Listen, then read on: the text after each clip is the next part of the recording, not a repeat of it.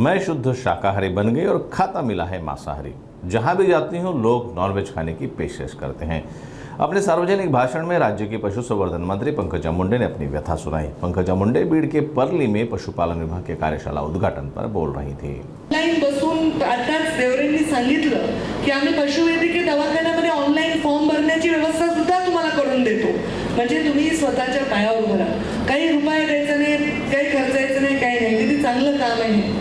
लोक म्हणे पशुवैद्यकीय मला इतकं चांगलं खाते, कोणी आंदोलनाला जात नाही ते पशु बिचारे, कुठे काही मागत नाही मानधनात वाढ वगैरे, काही टेन्शन नाही आहे मला। त्यामुळे त्यांचं मुक जनावरांची सेवा करण्याचं भाग्य या माध्यमातून लाभलं। आणि त्याचबरोबर माणसाची सेवा, आता माणूस जर भाज्याच खायला लागला आणि वनस्पतीच खायला लागला तर पृथ्वीवर काही शिल्लक राहणार नाही, म्हणून बॅलेन्स आहे। म्हणून काही लोक शाकाहार करतात, मांसाहार करतात, आणि मी झाली शुद्ध शाकाहारी सध्या, आणि हे झालं खातं मांसाहारी। कुठेही गेले की ताई हे कोंबडं ट्राय करा, ताई हे प्रॉन ट्राय करा, ताई हे मासे ट्राय करा। माझी परेशान होते, म्हणजे देव माझी किती परीक्षा बघतो। म्हणजे ज्यांनी आधीपासून शाकाहारी त्यांचं काही नाही, पण आयुष्यभर शाकाहारी नसलेला माणूस शाकाहारी झाल्यानंतर समोर ते ठेवतात आणि मी त्याच्यातून फक्त भाजी उचलते।